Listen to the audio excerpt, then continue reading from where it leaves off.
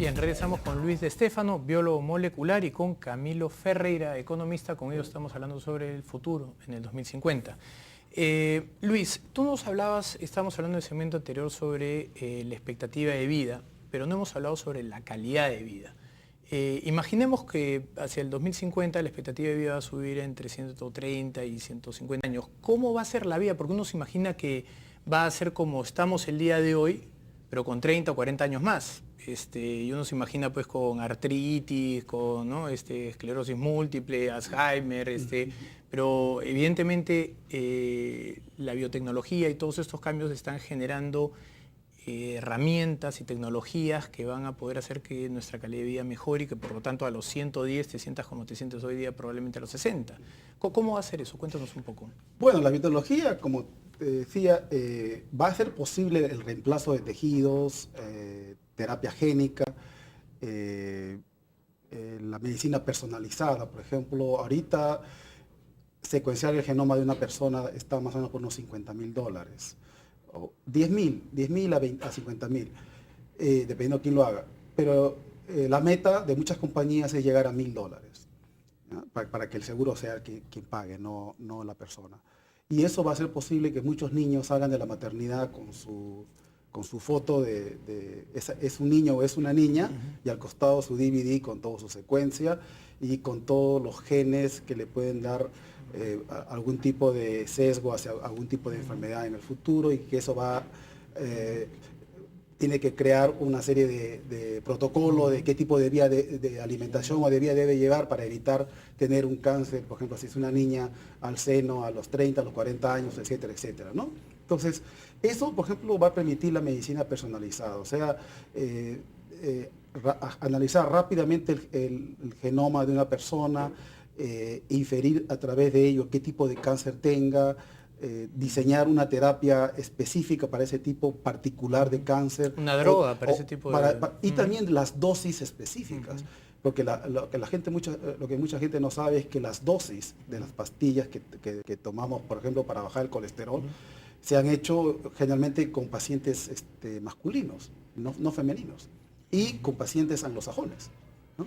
Mucha gente se queja... Lo que se llama biodisponibilidad. Así es. Entonces, por ejemplo, mucha gente se queja y dice, es que nos quieren usar como conejillo de indias, y no saben que necesitamos que nos hagan conejillo de indias, porque es la única manera en que van a encontrar las dosis que el peruano necesita, porque la que estamos tomando ha sido determinada con gente de Europa. Entonces, para redondear tu pregunta, es la medicina a través del reemplazo de órganos va a mejorar la calidad de...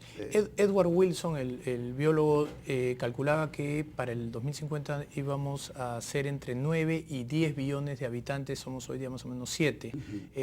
¿Esa es más o menos la tendencia? Así es. Después, eventualmente, para fines de siglo vamos a llegar a un plató, ¿no?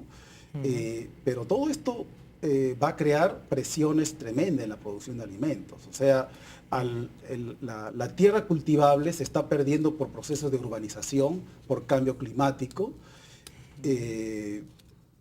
por procesos de deterioro ambiental, por ejemplo, ¿no? Pero, y esa es la mejor tierra. Siempre las ciudades se han fundado cerca a los sitios más fértiles, claro, ¿no? los valles. Entonces, por ejemplo, en China estamos viendo que el proceso de urbanización de Lima, que tomó varios años en llegar de 1 millón a los 9 millones que somos ahora, eso se está reproduciendo en China 50 veces, ahorita, 50 veces, y se está destruyendo una gran cantidad que nunca va a regresar de terreno cultivable. Eso pone una tremenda presión en el mundo. Una vez a mis estudiantes del curso que yo dicto en la Cayetano les digo, solamente hagan un cálculo que un chino decida comer una pieza extra de pollo por semana, en promedio, multiplica eso por toda la cantidad de chinos y cuántos pollos tienes que producir. Tenemos que llevar graneros y gallineros a Marte. ¿Y eso de dónde sale eso? Entonces, sin aumentar la población, sencillamente porque tienen un mayor poder adquisitivo, van a demandar una mayor cantidad de alimentos, y ellos, al poner presión en los precios en el mercado mundial, nos afectan a los que importamos granos.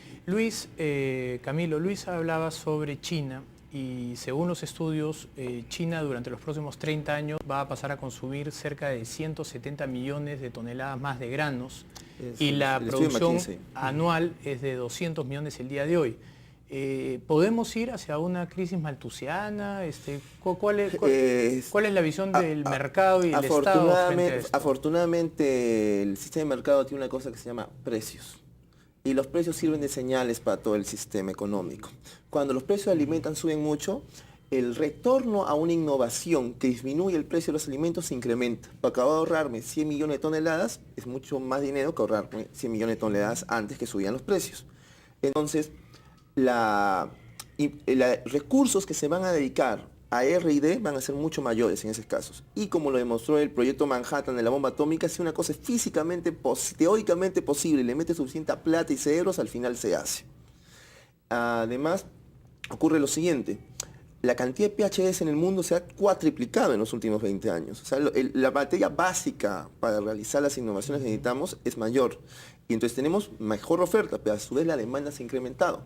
¿Por qué? Porque la innovación nos hacía, por ejemplo, para tú desarrollabas un iPad para un africano en Somalia.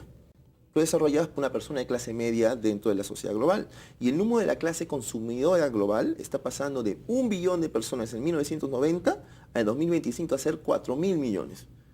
¿Eso qué quiere decir? Que has cuatruplicado el mercado. Entonces, tienes más PhDs, tienes un mercado mucho más amplio y de escala global. Entonces, dudo de que podamos entrar en una crisis maltusiana, pero eso no quiere decir que no haya perturbaciones. Añadiendo el tema del cambio climático, se puede ocurrir, y especialmente se va a traducir como problemas políticos en naciones económicamente estancadas. Ahora, dentro de los estudios que había hecho Wilson, lo que él había previsto era que efectivamente la economía iba a comenzar a graduar las necesidades en base al sistema de precios que tú bien mencionas, y que lo que él avisoraba era una caída permanente de los precios de los commodities. Sin embargo, en los últimos años lo que hemos visto ha sido más bien un escalamiento en los precios de los commodities. En un futuro de mayor demanda, mayor escasez de tierras, debería haber un mecanismo tecnológico, pero no necesariamente va a ocurrir, en el cual tú tengas que usar menos minerales. ¿Qué es lo que debería de pasar con los precios de los commodities en los próximos 20, 30 años? Es interesante.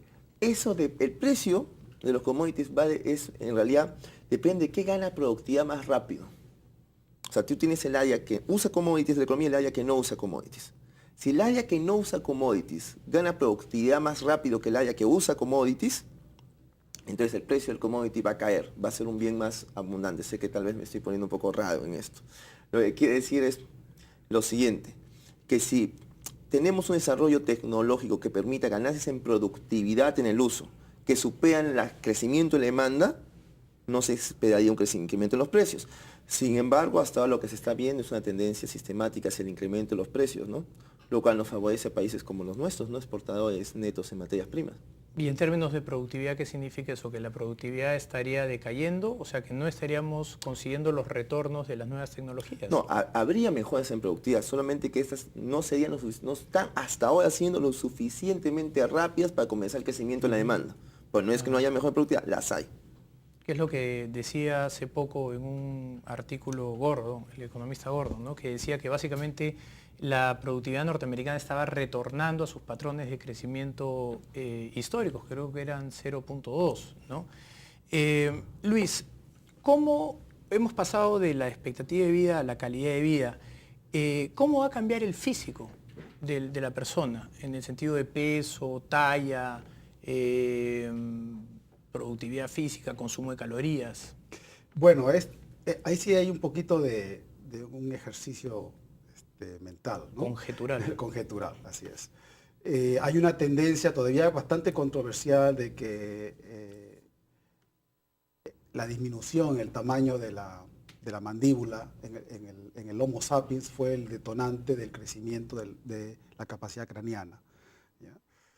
Y entonces eso nos lleva a especular por qué están aumentando, por ejemplo, los niños que tienen que usar brackets, ¿no? Porque cada vez hay menos espacio para ocupar los dientes.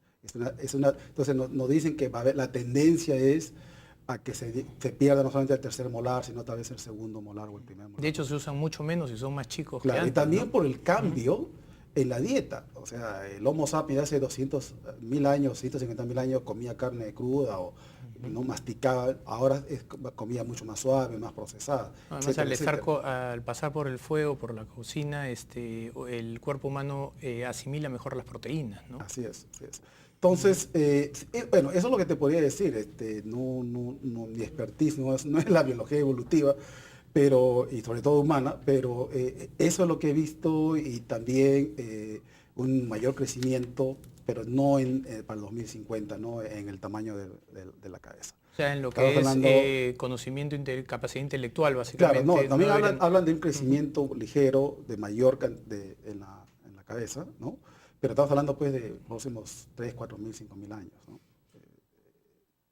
Ahora, recuerda que el ser humano ha alterado la evolución, ¿no? Por ejemplo, yo soy un poco miope. Hace 200.000 años yo me extinguía, ¿no? Porque no podía cazar, no veía. En cambio ahora sí, no importa que yo sea. En esa época todavía no existían los mercados de futuros. Así es, Ah, no existía el mercado de futuro, ¿no? Entonces, la medicina y todo esto ha detenido el proceso evolutivo y eso complica un poco los análisis, ¿no? Camilo, antes de irnos a la pausa, quisiera hacer una pregunta respecto a esto. Lo que algunos economistas que están tratando de prever el futuro sostienen es que el mundo no está girando hacia tecnologías más productivas, sino hacia tecnologías que hacen más cómoda la vida.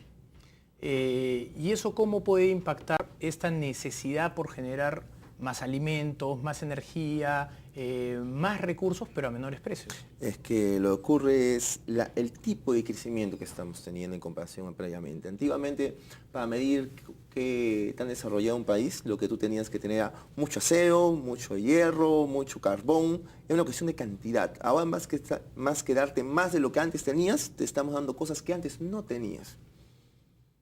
Te estamos dando un iPad, estamos en el futuro tal vez darte un senotrasplante donde te van a dar el hígado de un cerdo. Eso no es que antes pasaste de un hígado de cerdo a 2 hígados de cerdo, 3 hígados de cerdo. Estás recibiendo bienes que antes no recibían. Es el cambio en el tipo de crecimiento que estamos teniendo hacia nuevos productos y una mayor gama de acceso para la población. Muy bien. ¿Cómo debemos de ajustar, ya para traer todo esto a Perú, las políticas públicas, el marco, digamos, de económico, político, social peruano, para poder ajustarlo a esta nueva realidad? Es que aquí tienes un problema de transición, que es el siguiente. Las nuevas tecnologías que se están describiendo, sin duda van a tener grandes efectos, pero en un inicio van a ser costosos. Y una cosa es la diferencia entre ricos y pobres, cuando es la diferencia de tengo un carro, yo tengo un carro nuevo y él no tiene carro. Y cuando la diferencia sea él vive 40 o 50 años más que yo, las tensiones sociales se van a poner muy duras, son durísimas. O sea, la imagen de que la persona tenga su familia sobreviva y yo porque soy pobre no sobreviva, van a ser muy duras. Entonces, si no tenemos un Estado eficiente, capaz, Que busque productividad. que busque, si las claro. personas no tienen un ingreso per cápita suficiente para que una gran parte de la población reciba estos servicios, vamos a tener un conflicto social de grandes proporciones, eso sin O duda. sea, claro, lo que tú estás planteando es que el mundo que estamos nosotros hablando en el futuro es más o menos la diferencia hoy día entre República Democrática del Congo y Japón, Es que tienen entre Calvarillo y San 36. Isidro, la diferencia de expectativa de vida es 2 años. No hay tanto espacio para conflicto social, pero si es 30 o 40 años, va a ser otra cosa. ¿Cuáles son las principales correcciones que tenemos que hacer y en qué marcos? ¿En el marco laboral? ¿Dónde se tienen que hacer los principales ajustes? En la tecnología hay 2 componentes, que es la creación de tecnología y la aplicación de tecnología. Nosotros, en el tema de innovación, somos una parte muy pequeña de los científicos del mundo. Entonces nunca vamos a hacer una gran potencia. Podemos hacer aportes puntuales en ciertos ámbitos, pero no vamos a hacer la punta de lanza. Nosotros tenemos que poner mucho el tema de la absorción tecnológica. Y eso depende principalmente de la calidad de educación. En el nivel que estamos, calidad de educación básica. Muy bien. Claro, y eso tenemos que aplicarlo además al inmejorable ecosistema en el que vivimos, ¿no? El Valle del Manu, el Parque del Manu, perdón. Bueno, muy bien, les agradezco muchísimo a ambos su visita. Luis, Camilo, les agradezco mucho, ha sido muy interesante y espero volverlos a tener en el programa para hablar de esta y otras cosas. Gracias. Gracias. Bien, vamos a una pausa final y regresamos.